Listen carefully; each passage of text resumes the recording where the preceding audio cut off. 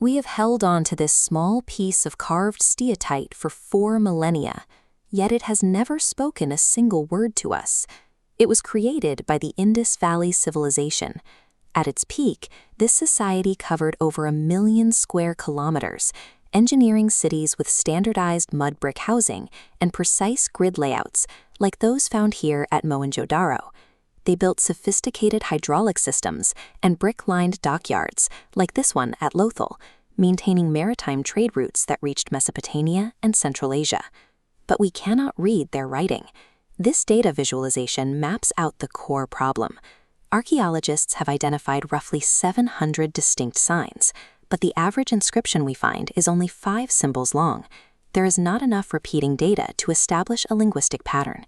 This creates a wall for historians. Because no bilingual inscriptions exist to anchor these symbols to a known language, we cannot determine if the script represents an early Dravidian tongue or merely a system of political and economic logos. This map tracks the ecological crisis that hit the region around 1700 BCE. When the monsoon patterns failed and the Yamuna and Sutlej rivers shifted away from the Saraswati River basin, the population abandoned these massive cities and migrated south and east. As the data on this map transitions to a genetic admixture heat map, we see the arrival of Indo-Aryan tribes from the Eurasian steppes. They introduced steppe DNA components, horse-drawn chariots, and a completely different culture of memory. Instead of writing on clay or stone, the Indo-Aryans preserved their history in sound. The hymns of the Rig Veda were memorized with strict phonetic precision, that they functioned as an acoustic tape recording, surviving thousands of years of oral transmission without losing a single syllable. While the northern plains encoded their history into frequencies of sound, the descendants of the Indus Valley who migrated into the southern peninsula used stone to anchor their legacy. By 1200 BCE, communities across South India were forging iron tools and erecting giant burial structures known as megaliths. These stone monuments were built to house the dead and assert a permanent physical presence on the landscape. Inside these southern tombs, we find the physical evidence linking the eras. Pottery recovered from megalithic burials features graffiti marks that demonstrate an evolution from Indus symbols into the early Tamil Brahmi script. This linguistic tree diagram illustrates how these ancient cultures merged.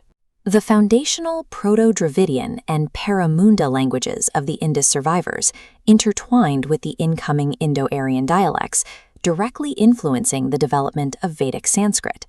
For decades, researchers have deployed everything from traditional archaeology to AI models, trying to force a phonetic translation out of the Indus script.